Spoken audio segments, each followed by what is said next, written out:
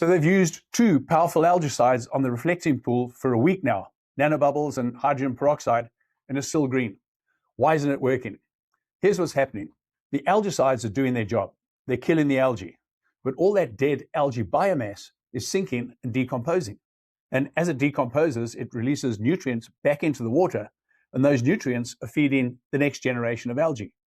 This is the classic algicide trap. It's exactly what happens in a eutrophic lake. You kill the algae, the nutrients recycle, and the bloom comes back. The reflecting pool is now behaving like a nutrient-loaded lake. And it'll keep doing this over and over until they break the cycle. But it isn't a lake, it's a man-made concrete pool. To break the bind they've got themselves into, they need to go all in and manage the pool like a pool. Right now, they're not doing that. And until they do, the algae will keep coming back. Let me explain. In a swimming pool, the water never sits still. A pump pulls it out continuously, pushes it through a filter that strips out the algae cells and debris, doses it with algicide, and sends it back in, clean and clear. The whole volume of water cycles through that system every 8 to 12 hours. And that is how you keep water in a swimming pool clear.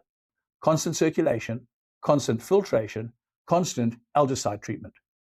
Now, apparently the reflecting pool does actually have a treatment plant that has sand filters and an ozone system and 12-inch pipes designed to cycle all the 6 million gallons through the treatment plant constantly.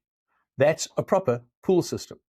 But the problem is, those pipes run under the surrounding parkland and they keep breaking.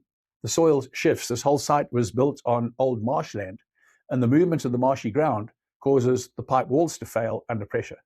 When the pipes break, the pool gets completely disconnected from its filtration system. So the water just sits there stagnant, sometimes for weeks, and stagnant, shallow water sitting in full summer sun. That is the perfect algae incubator. And the new dark blue paint has actually made things worse. The darker surface absorbs more solar heat, which warms the water, and warmer water grows algae faster. So right now, they have a warm, stagnant, nutrient-rich basin of Potomac River water with broken pipes and no filtration. The nanobubbles and peroxide that are killing the algae, that part's working. But instead of recycling the water and filtering out the dead algae is decomposing to recycle the nutrients and produce more algae. That is why they're trying to vacuum up the dead algae off the bottom. And that powerful sucking action of the vacuum pumps is probably what's stripping the paint off the bottom. So they're fighting a losing battle at the moment. What actually needs to happen is three things.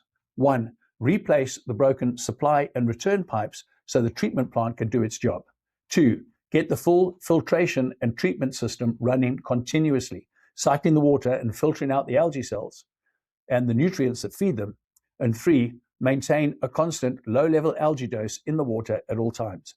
Nuking it with nanobubbles and peroxide alone isn't going to do it. Treat it like a swimming pool. That is the only thing that will work in the long term.